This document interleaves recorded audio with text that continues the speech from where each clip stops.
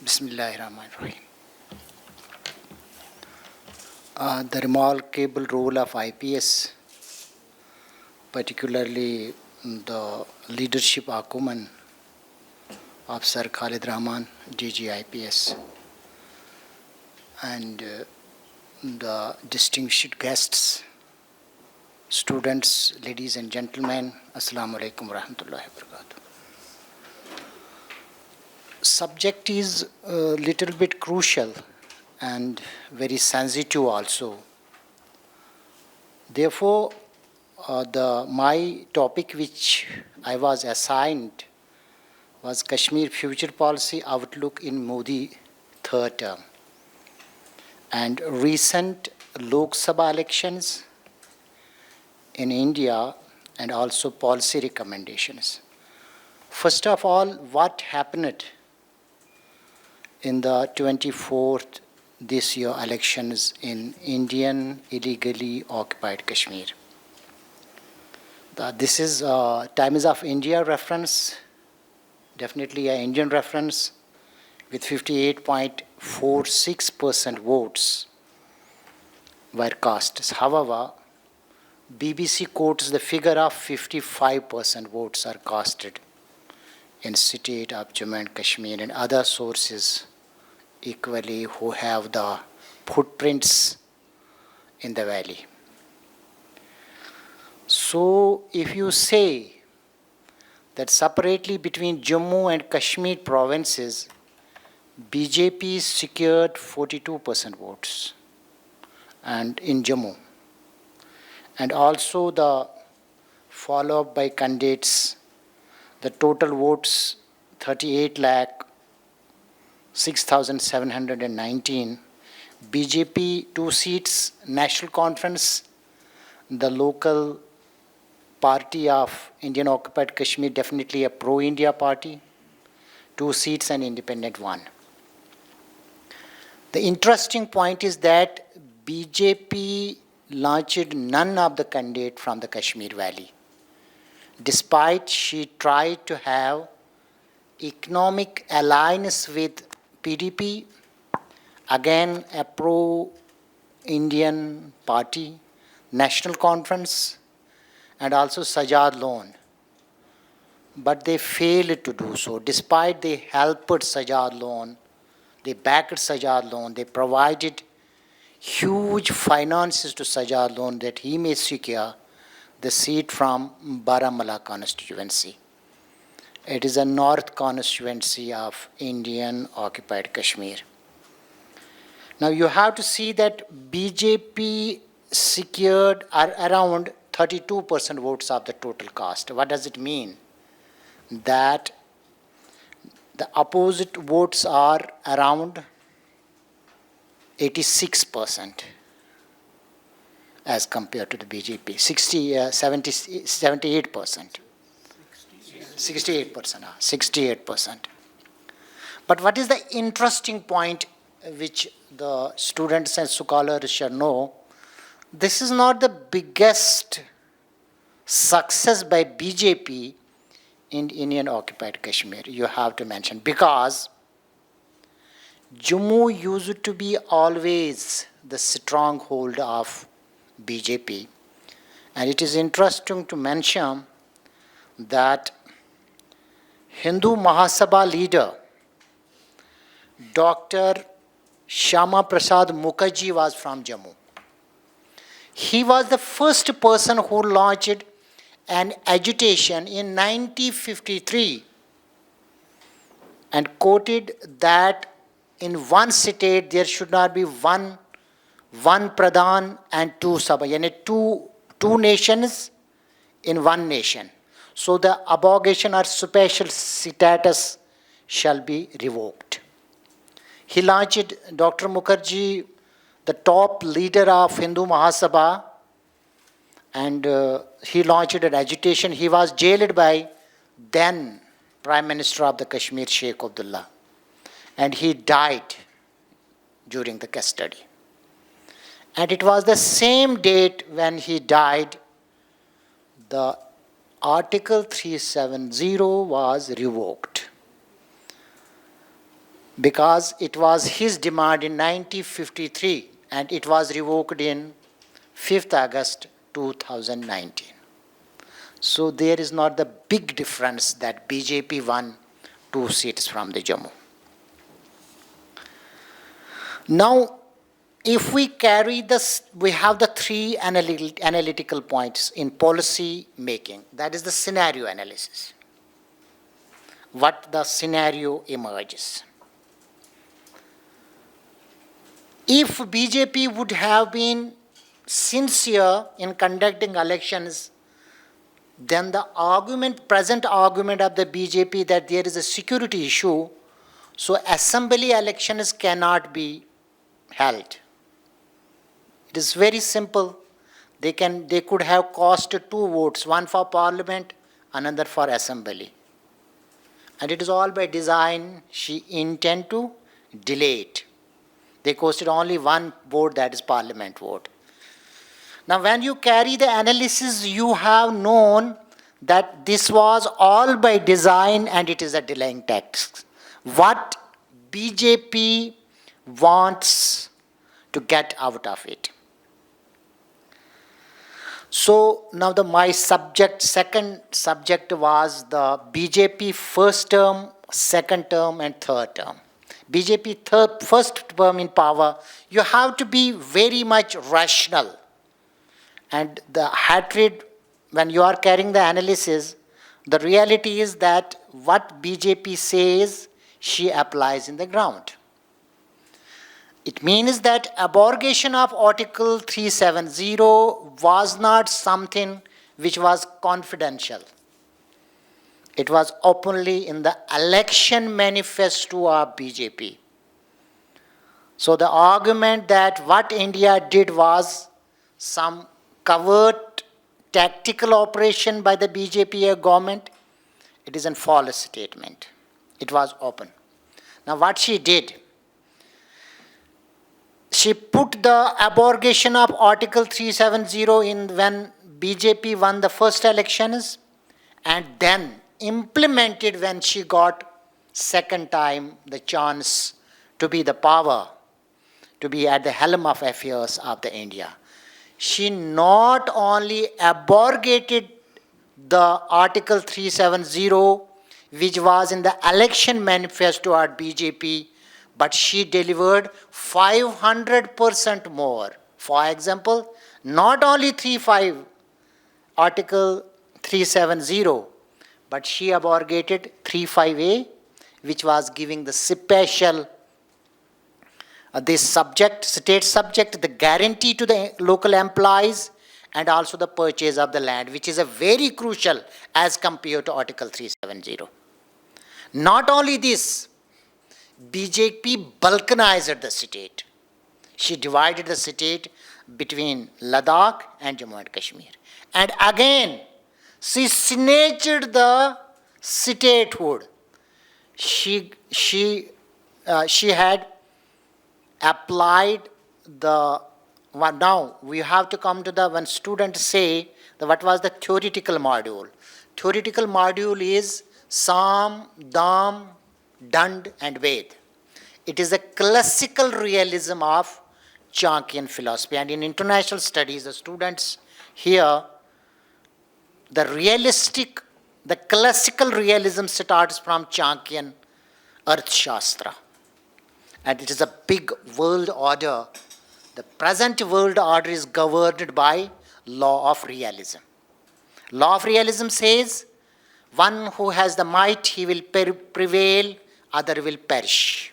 So this is the law of the jungle also. One who is powerful in the jungle, he will prevail, and other will perish.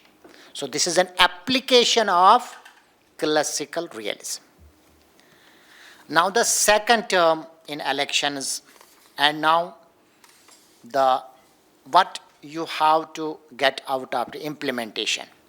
The third term, that is now you have to carry the scenario analysis. What is the deduction? Deduction says, if you have the available information, you know the history and the available information, then considering the known historical and the current facts, analysis of the available information. You have only two modules in the policy analysis, that is deduction and the induction. So what are carrying? You know the available information and you have to build your policy upon that. So what is now from generic principle to specific one? So you have the available information. What is the modus operandi of the BJP policies in the Kashmir, and then you will deduce your policy out of it. Now, the mathematical module. If you know the value of A, what is the value of A? The BJP history. Clear policy. What she says, she puts in the manifesto and she applies it. It is the value of A. The value of B, what she says, she implements. It is the value of the B. And value of the C, not only the promises which she made in the election manifesto, but more than the promises which were not made in the election, but she got the chance, she implemented it because of the power. So she was clear, with strategically clear, but with tactical flexibility. She declared less, but delivered more. So there should be no iota of confusion in it.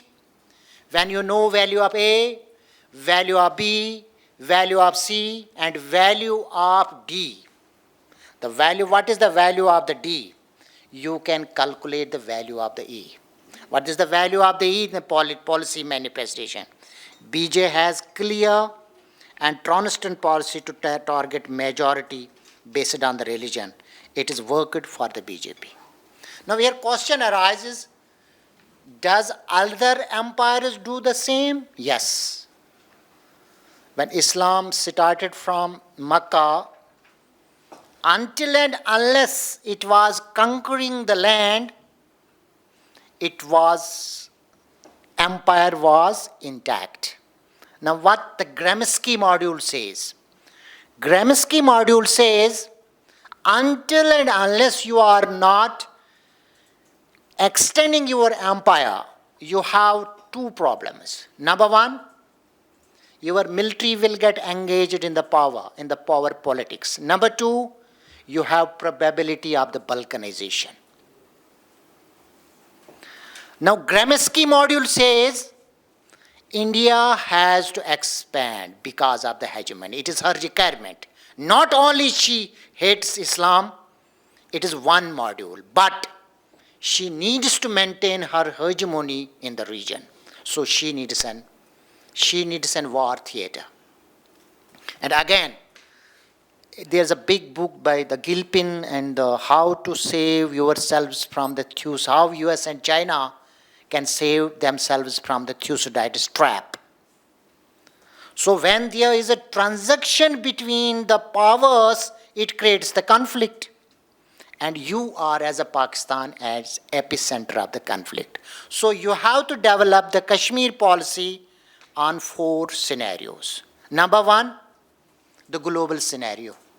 What if you will divide what is the role in 4 fronts, then it will be easy for you to understand what is the role of each and every front. For example, you will take the international or global front of the Kashmir policy. The characteristics and the nature will change. The actors will change. Here, we are no one, we are none. State is the actor. State means state of Pakistan. He is an actor.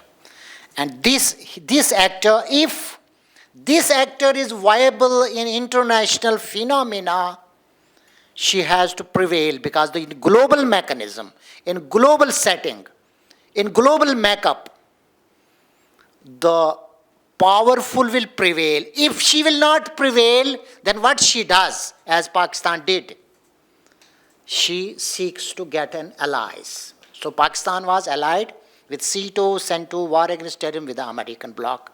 And now, again, if she has the threat, she cannot balance between India and Pakistan.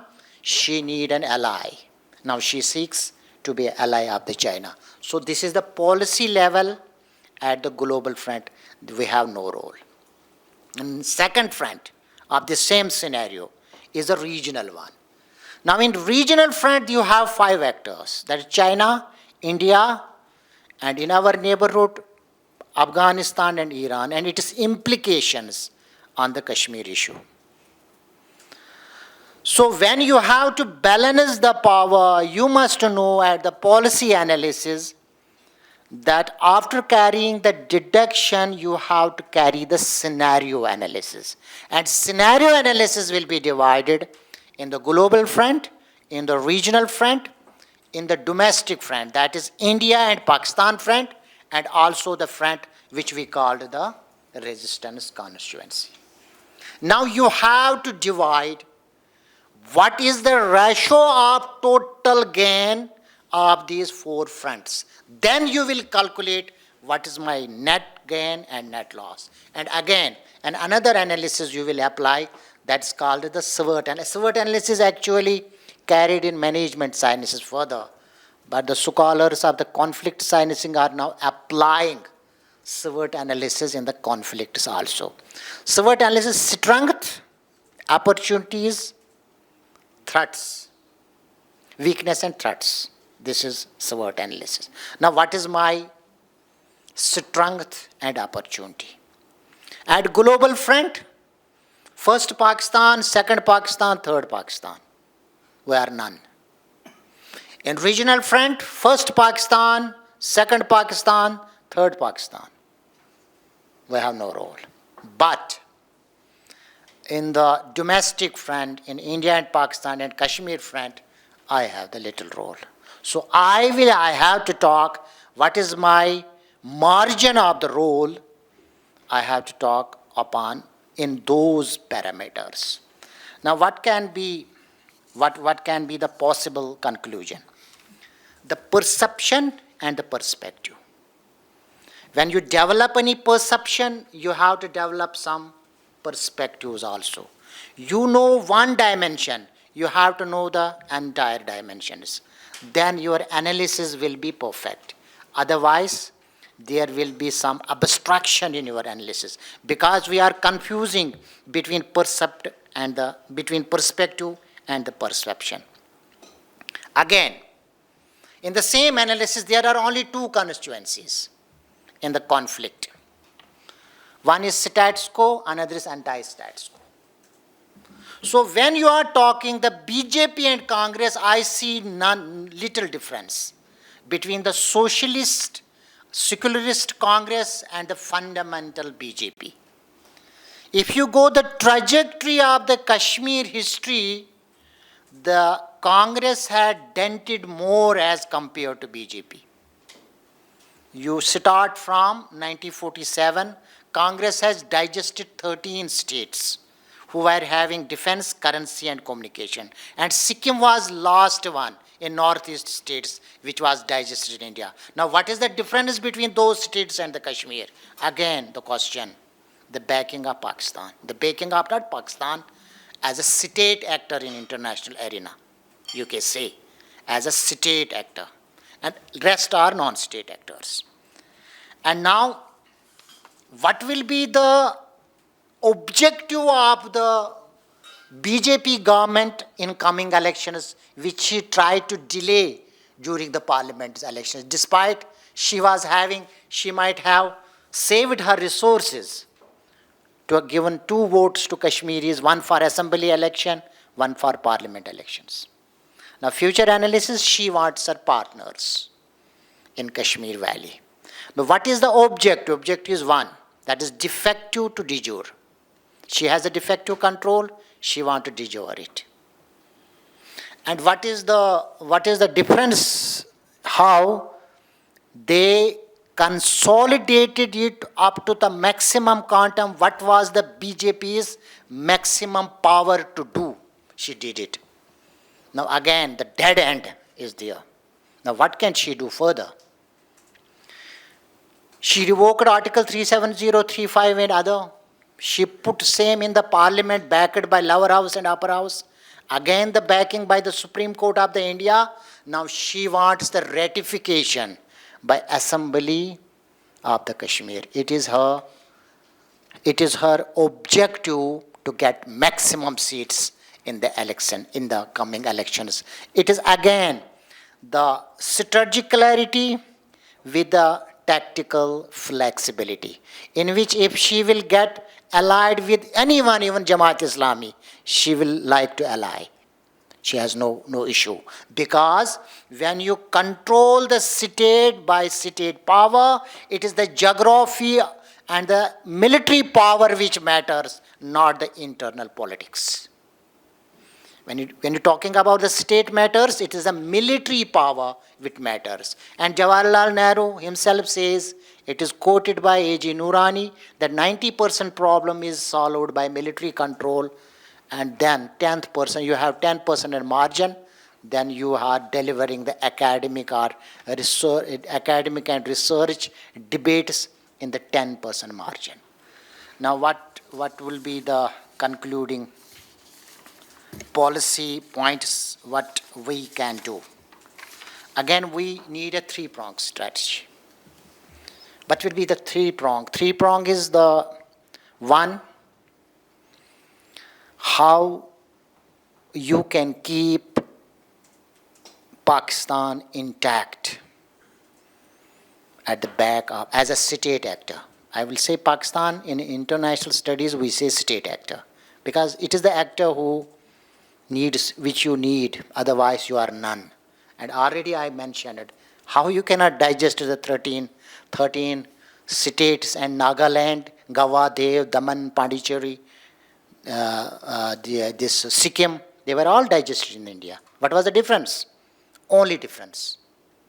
The present Jammu and Kashmir state is backed by state actor, that is Pakistan, and nothing else. It is not because they have managed the militancy, the armed struggle, and the political struggle also. Now you have to understand the politics, how she handled it. It is very wonderful, itself a big topic. In 1984, in the present struggle, the narrative building, they say you have to leave the path of the gun, weapon. It is very lethal, but you have to enter in the political process. All leaders who are caged, who are jailed, who are behind the bars, they were fed this one, that you shall contest the politically, leave the path of the gun. It is why that first our leader Azam Inqilabi left the gun. Then again Yasin Malik in 1984 said, I have nothing with the gun, I have the political struggle. And again for Jamaat Islami said that we have nothing to do with the weapon. Now you have to understand what is the difference. No one will invite you on the table, because in international relations, fortified by international law, in international relations, either you are on table or in the menu. And you will be only called in the table if you have the diplomatic, you have some catalyst. And that catalyst is armed struggle. And that catalyst is now missing. So you have little remote chance that anybody will call you on the dialogue table. It is another subject, how are we in a position to do this, how shall we do it, and what is the quantum, what can maximum do, what can an armed struggle has the maximum capacity and capability. It is a separate topic. But now what, again another policy point, that is the quantity will remain always in the Indian side. It is the decided variable, decided factor. Now what you have the option? Your option is the quality. Can you produce the quality? Quality means you don't need a big crowd. A single man who is having any novel idea can create the ripples. But if he is having the quality in his intellectual acumen, and we have only option, that is the quality one, not the quantity one that has been deleted. Because you cannot compete with India neither in economy, nor in population, nor in geography. However, you are as a sovereign nation because of there are certain factors. And now, first prong at the state level and second prong at the Kashmir level, at the resistance level. I don't think that resistance presently has any little space in Kashmir, because the NIA has created the havoc. Even we cannot bring to our people in the Kashmir. It is the entire Kashmir in the pressure cooker.